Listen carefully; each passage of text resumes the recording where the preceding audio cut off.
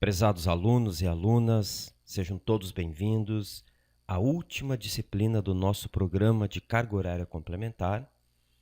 Eu deixo aqui a minha saudação em Cristo Jesus a todos vocês, desejando que esse conteúdo de carga horária complementar tenha servido para ajudá-los no propósito pelo qual ele foi criado de complementar, sim, a formação teológica de vocês, acadêmica teológica, né?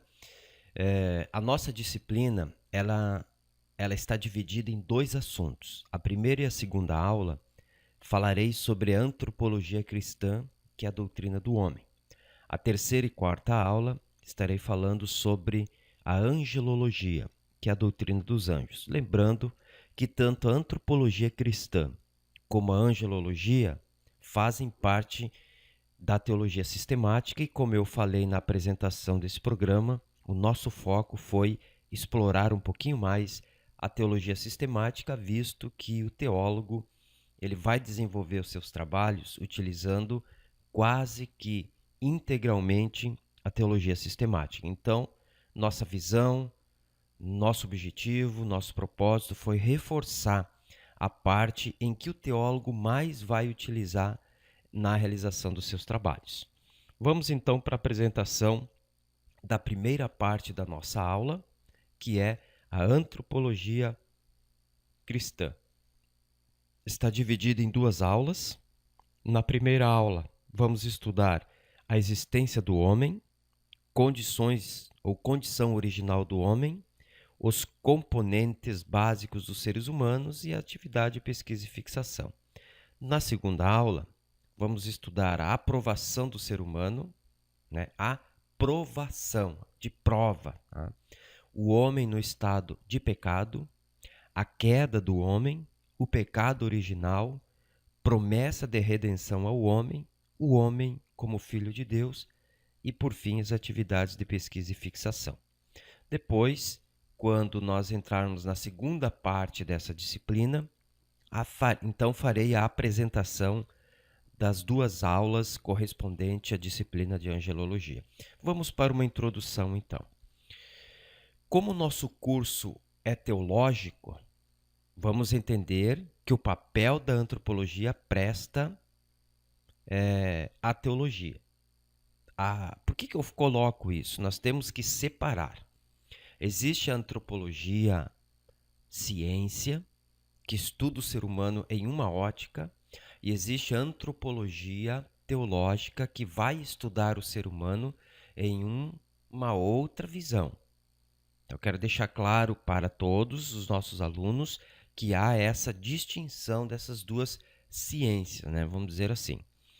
Nossa antropologia tem como palavra final a revelação de Deus. Então é uma antropologia focada nas revelações de Deus, tendo a Bíblia como sendo a fonte de consulta, tendo a espiritualidade do homem como sendo objeto de ser estudado. A antropologia social, vamos dizer assim, ela vai estudar a história do homem, vai estudar por meio da antropologia, arqueologia, história, geografia, cultura e tantos outros pontos que ela faz uso, que alguns desses também a antropologia cristã vai fazer. Mas, de fato, a antropologia cristã ela se foca na revelação bíblica referente ao homem. O que é antropologia, então? A antropologia vem da junção de duas palavras gregas, antropos, que quer dizer homem, e logos, que tem um significado geral de estudo, tradução, tratado, aliás, razão. Sendo assim, a antropologia é o estudo do homem. E é isso que nós estamos vendo na ótica, repito, bíblica espiritual. A antropologia teológica, o que ela significa? A antropologia teológica ocupa-se com o que a Bíblia diz a respeito do homem e da relação entre ele com Deus. Olhem só então para onde se encaminha a antropologia teológica, ou a antropologia cristã. É uma relação do que a Bíblia diz entre o homem e Deus, diferentemente da antropologia ciência secular, que vai estudar o homem sobre outra ótica. Tem a Bíblia como a única fonte de ensino. Então, a principal fonte de ensino para a antropologia cristã é a Bíblia.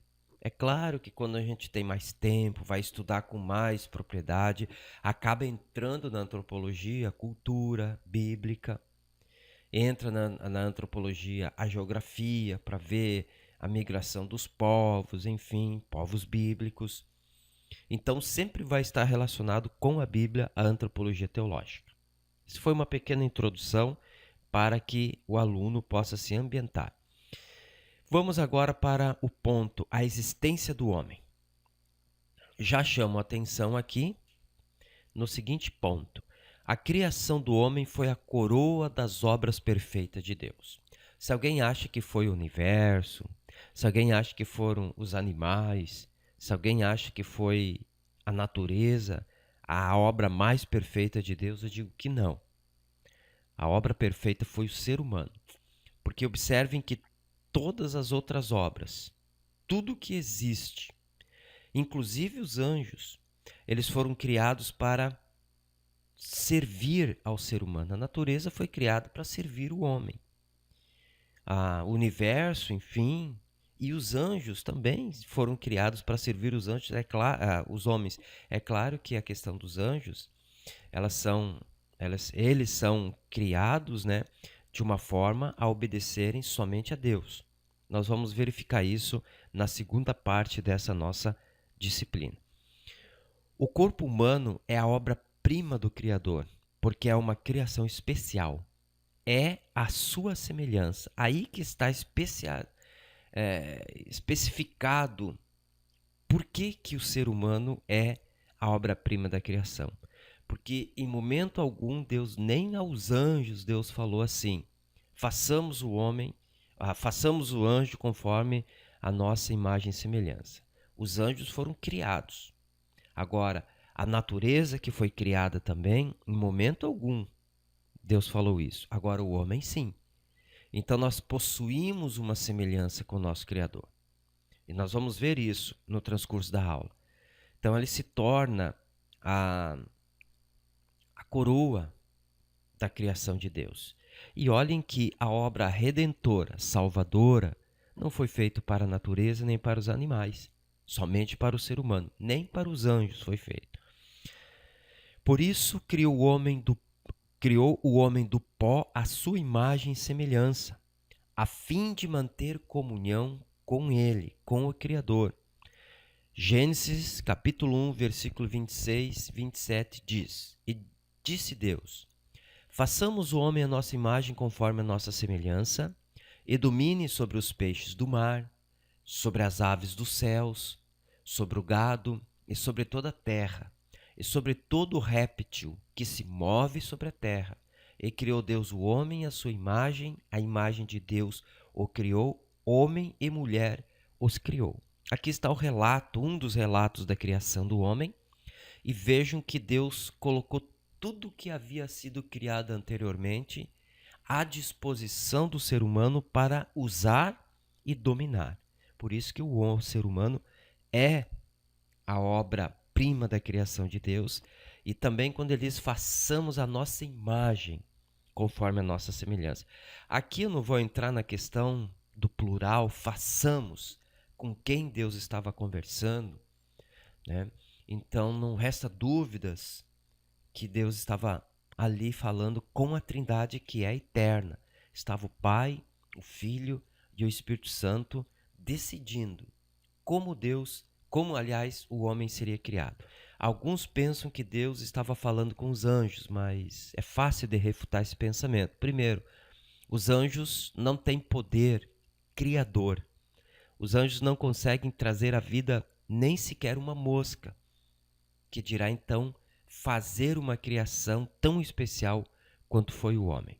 Tá? Então se descarta essa possibilidade de Deus estar comentando com os anjos para decidir como seria feito o homem. E sim, se aponta para uma reunião entre a Trindade Santa, o Pai, o Filho e o Espírito Santo agindo em conjunto para decidir a formação e a criação do homem.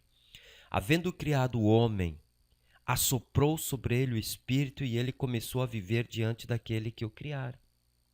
Assim se deu origem ao ser humano. E nós, teólogos, não podemos desacreditar a Bíblia. Não podemos cair no conto, na mentira, na invenção do evolucionismo. Somos defensores do criacionismo.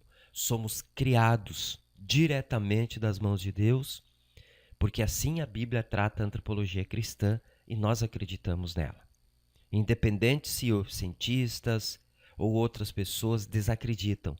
Contudo, nós acreditamos que assim foi a criação do homem, assim devemos pregar, assim devemos ensinar todos aqueles que que nós tivermos acesso e oportunidade de falar sobre a criação do homem.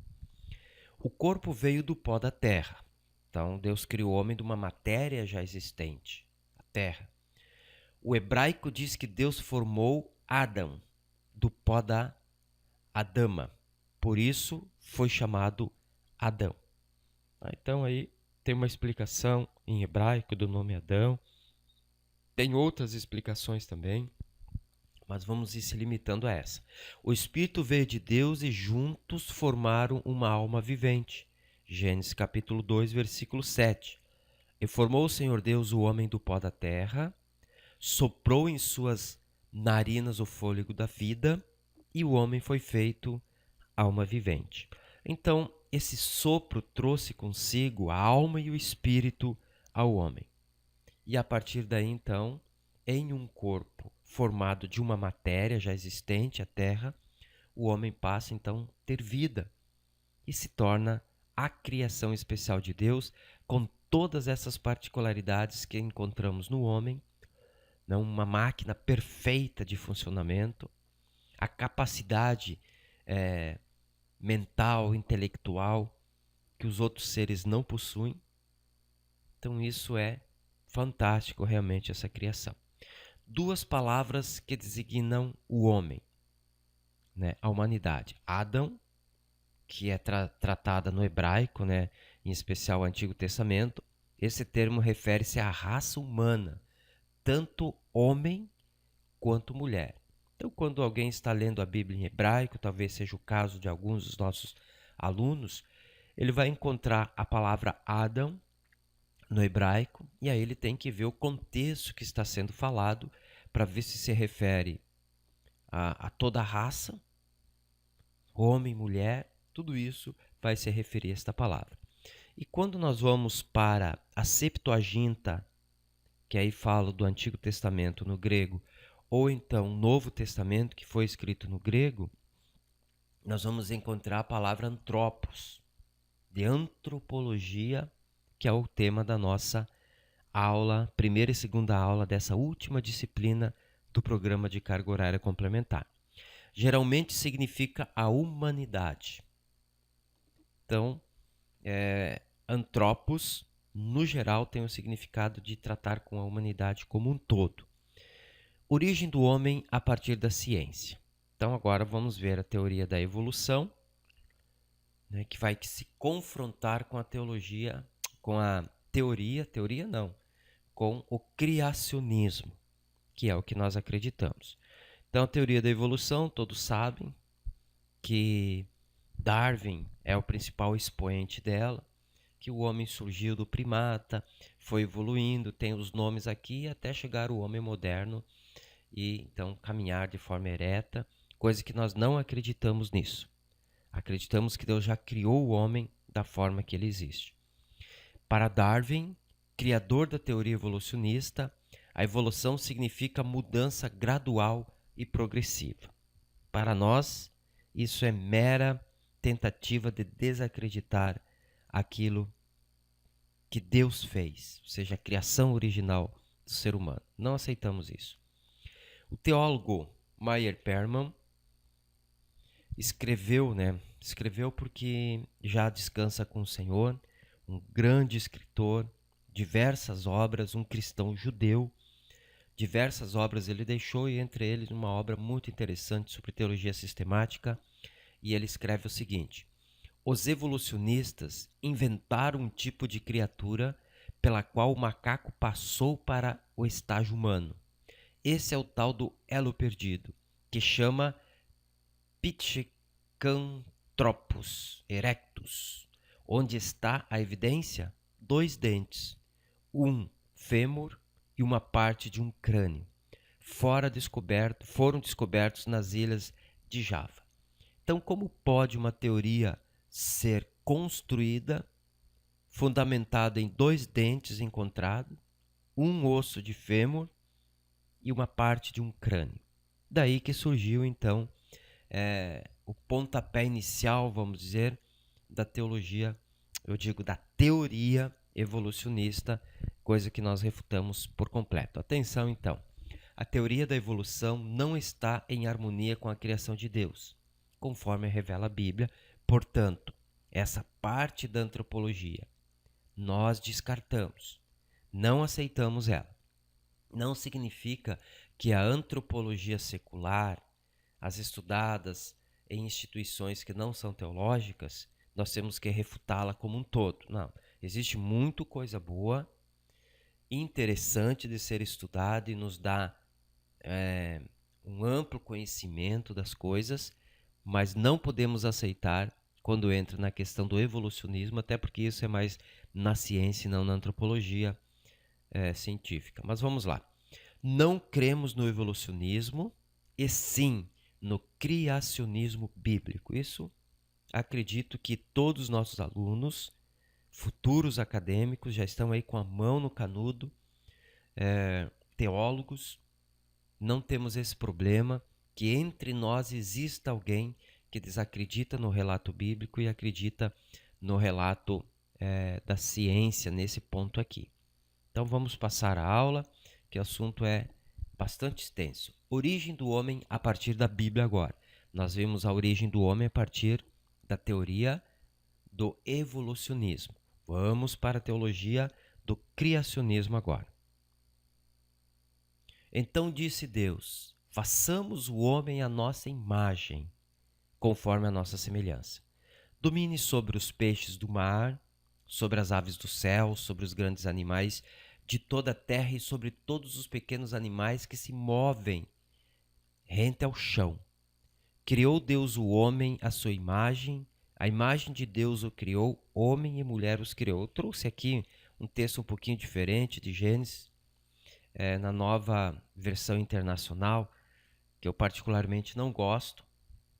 Eu gosto mais das versões tradicionais da Bíblia, como Almeida, Revista e Corrigida, que se aproxima mais dos textos gregos, mas tudo é válido para o nosso aprendizado.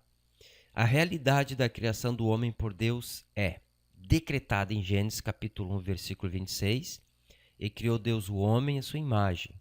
A imagem de Deus o criou, homem e mulher o criou, ou seja, foi decretado, está contido na palavra de Deus como que o homem foi criado.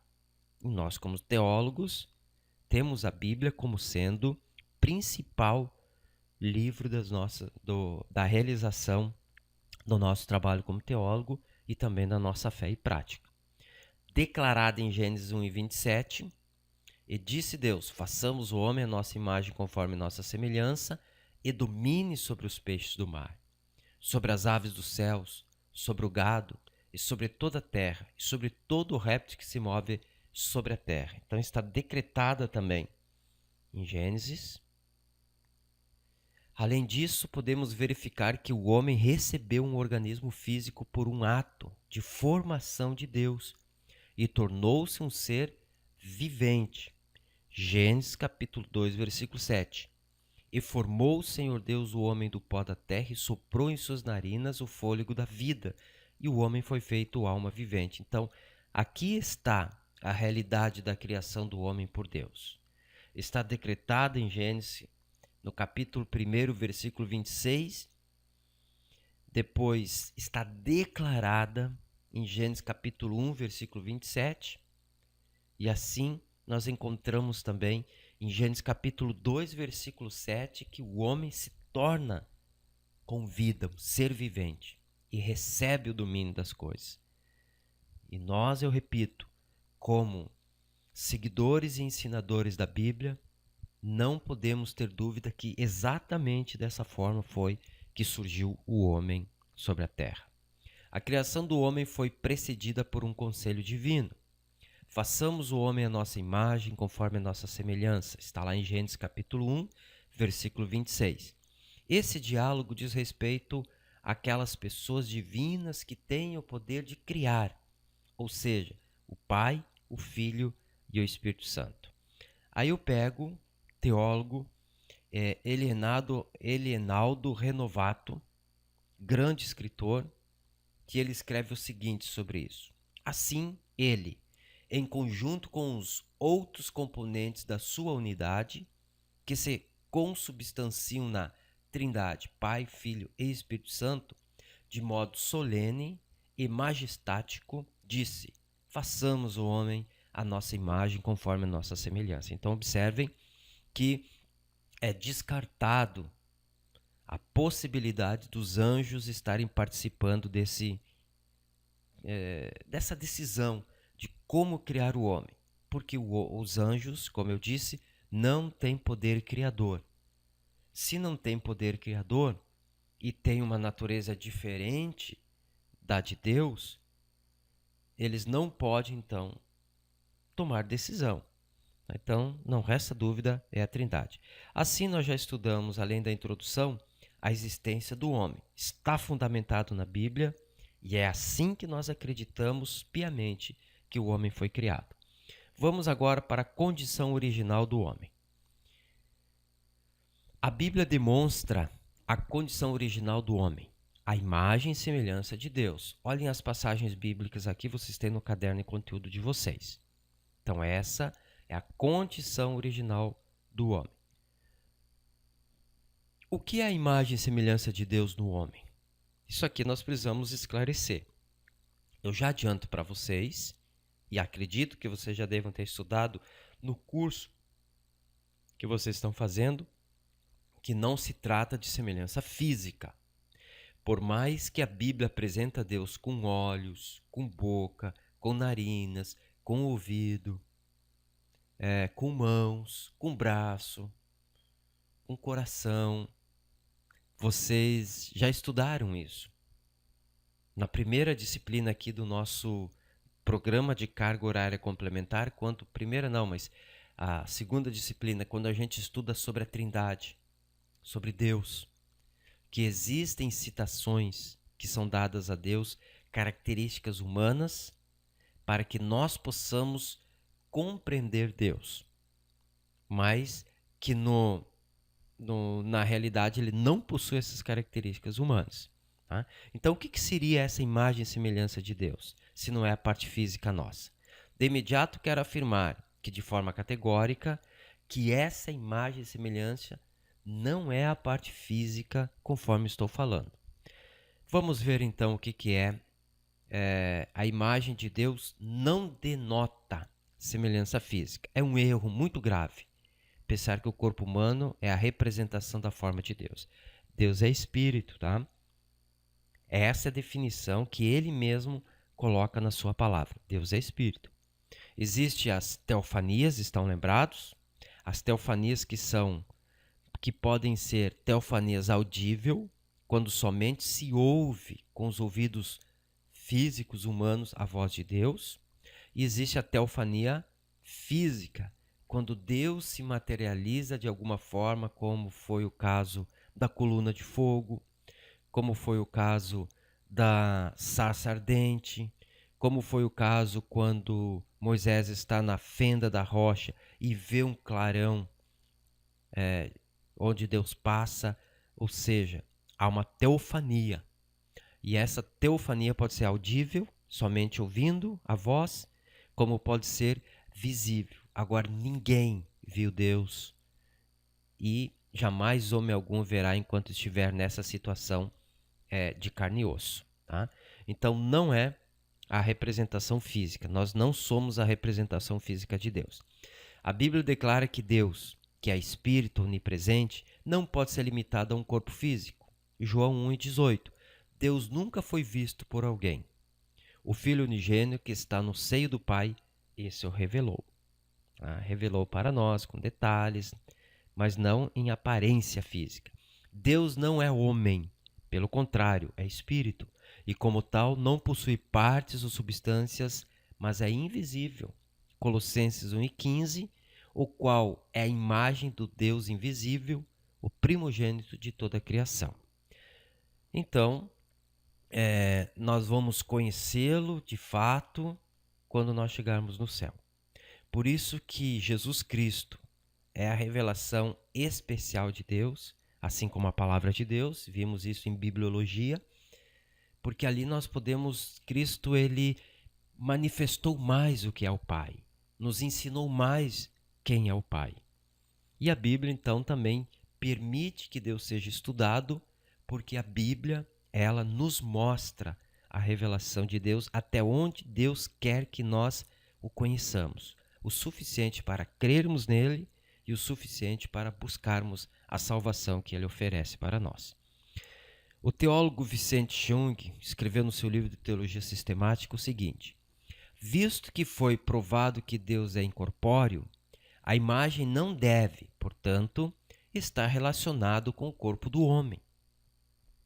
Então há um consenso dos teólogos mais sérios que existem, porque hoje, infelizmente, existem muitas pessoas que não têm qualificação para dar parecer teológico, fazem uma mistura de diversas religiões, até desacreditam em parte da Bíblia e querem dar parecer teológico por aí. E com o advento da internet, essas informações erradas têm se propagado com mais velocidade.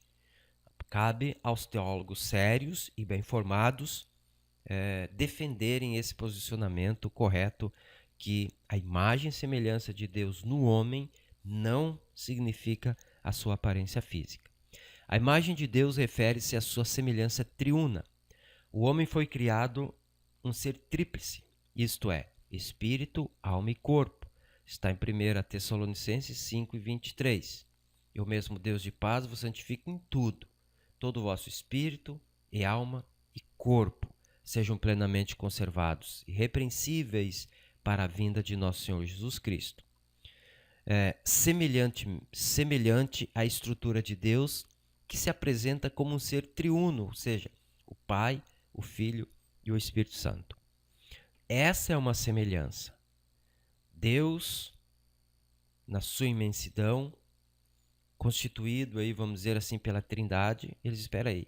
Nós somos três, mas somos um. Lembra que é difícil explicar a Trindade? Vamos fazer o homem também a nossa semelhança. Vamos fazer o homem um ser trino, composto por uma parte material, o corpo, a parte espiritual constituída pela alma e pelo espírito. E aí então, essa é uma das semelhanças que nós temos. Atenção a esse detalhe. Sendo o homem espírito, é capaz de ter conhecimento de Deus e comunhão com ele, porque ele é espírito. Sendo alma, ele tem conhecimento de si próprio. O homem tem conhecimento de si próprio pela alma, seus sentimentos. Sendo corpo, tem através dos sentidos o conhecimento do mundo. Então, como que nós temos conhecimento do mundo? Através dos 5 sentidos que nós temos: visão, audição, paladar, tato, olfato.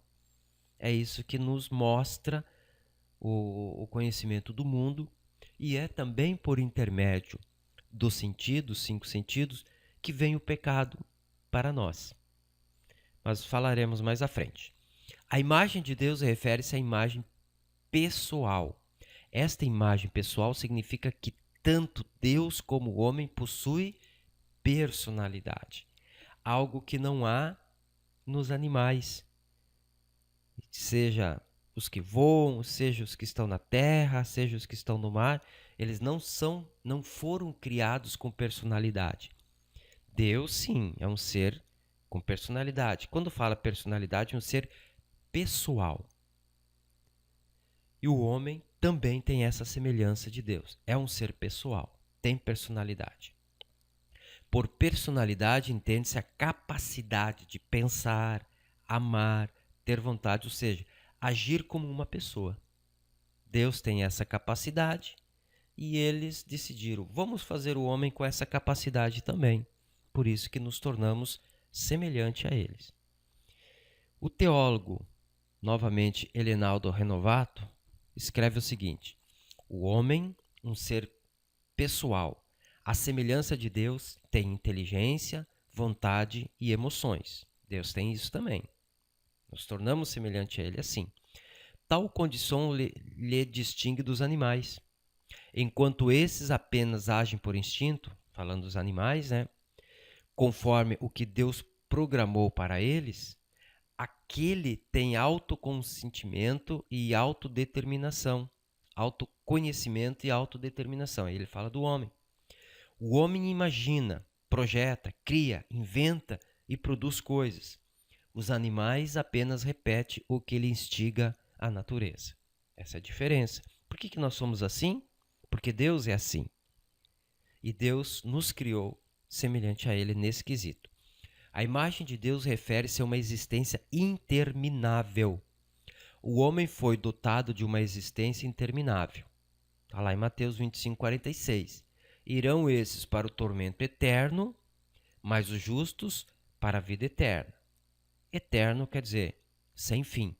Nesse contexto, o homem é indestrutível. Deus é eterno. E cria o homem também com uma vida eterna, seja ela salva ou seja ela condenada. Não se extinguirão mais após... eu vou mais além, vou lá dentro do ventre, né? No momento da concepção, que para nós cristãos, ali já existe alma e espírito. Mesmo que o corpo ainda precisa se desenvolver, ali, se acontecer um aborto espontâneo ou provocado, essa alma e esse espírito já são eternos. Essa é uma semelhança que Deus criou o homem com ele. Não se extingue mais após a fecundação. A imagem de Deus refere-se à semelhança intelectual e moral. O homem se assemelha a Deus pelo fato de possuir natureza racional. Ao ser criado, o homem tinha inteligência suficiente para pensar, raciocinar e falar, para tirar conclusões e tomar decisões. O fato de Adão e Eva pecarem foi uma decisão deles, que trouxe consequências para o resto da humanidade, inclusive para eles e para o resto da humanidade. Mas foi uma decisão porque, como Deus tem capacidade de tomar decisões, tem intelectualidade, ele criou o homem à sua semelhança, colocou essa capacidade também no homem. A imagem moral de Deus no homem. Isso significa que Deus fez o homem reto. Né? Se nós vemos Eclesiastes capítulo 7, versículo 29, vai dizer: eis aqui o que tão somente achei, que Deus fez o homem reto, porém eles buscaram muitas astúcias. Deus, como ele é perfeito, criou o homem também perfeito. Só que Deus não pode pecar. Né? Não tem como Deus pecar.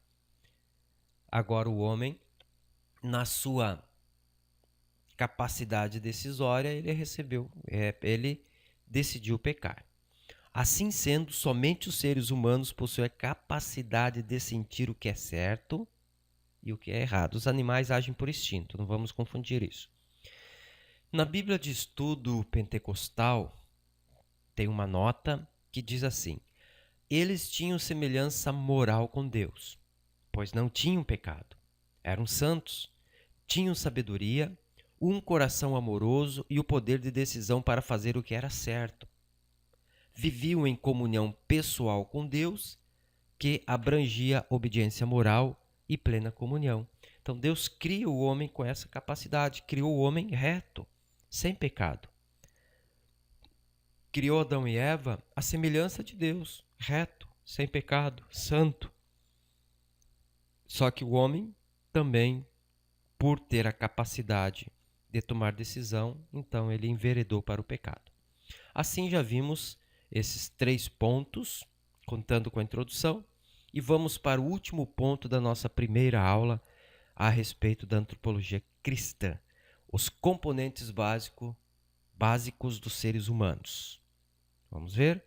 existem duas teorias da formação do homem: a dicotomia e a tricotomia. Calma. Se você é defensor de uma ou defensor da outra, não há necessidade de invalidar uma em detrimento da outra, tá? As duas posições estão corretas. O que vai variar é a forma que nós vamos estudar o homem. Por exemplo, eu estudando, escrevendo esse conteúdo, preparando para a aula, eu entendo que há momentos que a gente tem que estudar o homem de forma dicotômica e há momentos que eu preciso estudar o ser humano de forma tricotômica. As duas colocações estão corretas. Vamos para a explicação. Em Gênesis capítulo 2, versículo 7, o homem se compôs de duas substâncias, a material, que é o corpo, e a imaterial, que é a alma. E formou o Senhor Deus o homem do pó da terra, soprou em suas narinas o fôlego da vida, e o homem foi feito alma vivente. Ok? Duas partes aqui se fala. Em 1 Tessalonicenses, capítulo 5, versículo 23, depois lá em Hebreus 4 e 12, a Bíblia apresenta a composição do homem em três substâncias: espírito, alma e corpo. Veja só, e o mesmo Deus de paz vos santifique em tudo, e todo o vosso espírito, alma e corpo sejam plenamente conservados e irrepreensíveis para a vinda de nosso Senhor Jesus Cristo. Também é interessante observar que Jesus, nos estudos dele, nós vamos ver que há momento que ele vai dizer que a sua alma estava em angústia, outro momento ele vai falar que seu espírito, e outro momento ele vai dizer que estava com fome, com sede, com sono, cansaço. Fala então da sua parte material, o corpo, mostrando essa tricotomia do ser humano. Ao estudar o homem pela sua constituição material e imaterial, pode-se estudá-lo pela ótica dicotomista, pois será estudado o corpo como material, a alma e o espírito como imaterial. Então eu posso estudar ele e dizer, o homem é constituído basicamente de duas partes. Uma parte material, que é o corpo, e uma parte imaterial, que é a alma e o espírito. Aí eu estudo ele nessa posição e está correto esse estudo. Ao estudar as substâncias que formam o homem separadamente, então estuda-se de forma tricotomista.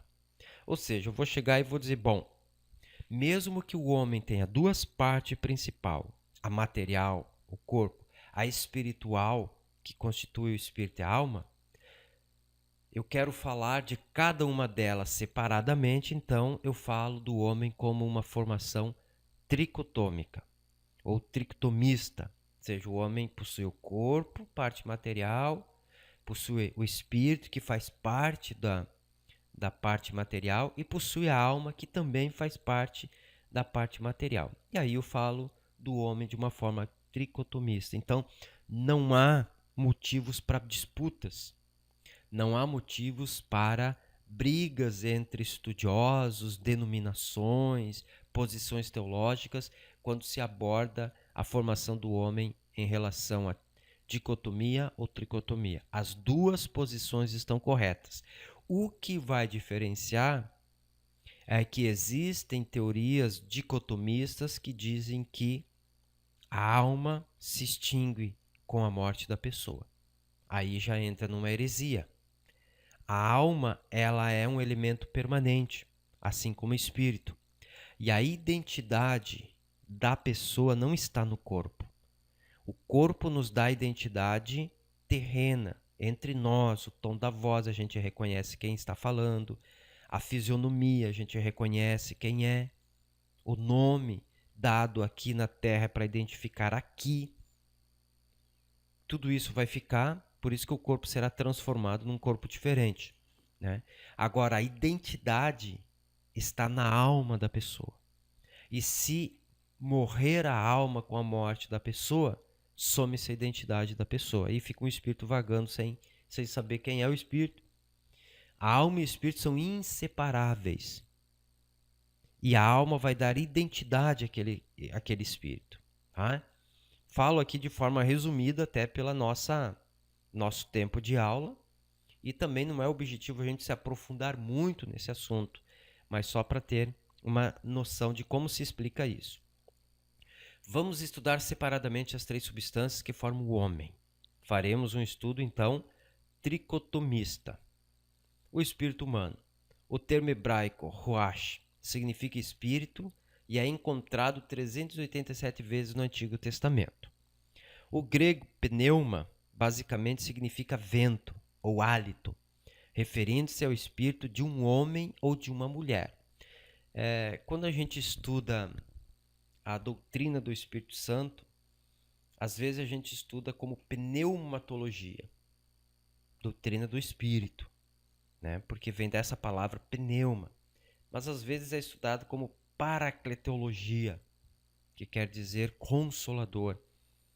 Eu, particularmente, adoto sempre a postura de estudar como pneumatologia.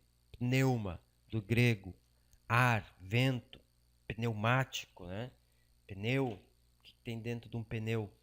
Enfim, são derivados, né, de radicais que vêm do grego para a nossa palavra. Atenção, um detalhe.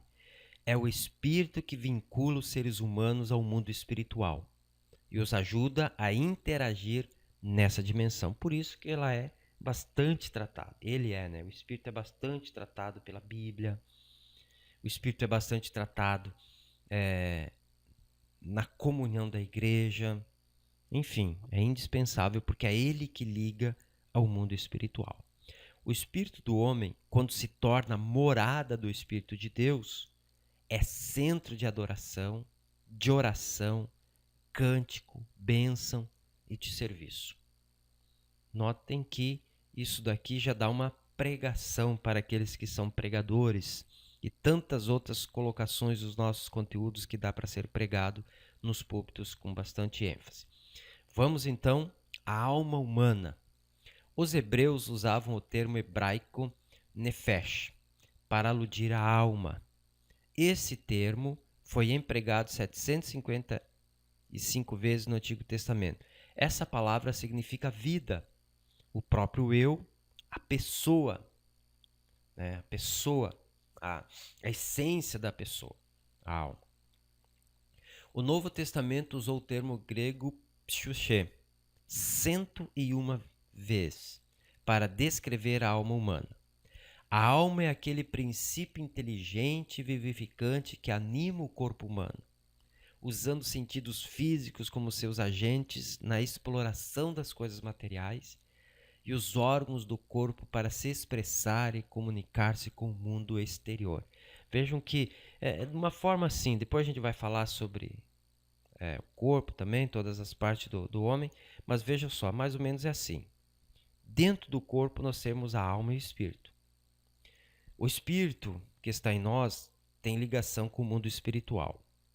Se somos de Cristo, é o Espírito Santo que habita em nós, que vai influenciar a nossa alma, que vai produzir as emoções, as sensações, os desejos e vai manifestá-lo por intermédio do corpo. Ou vice-versa.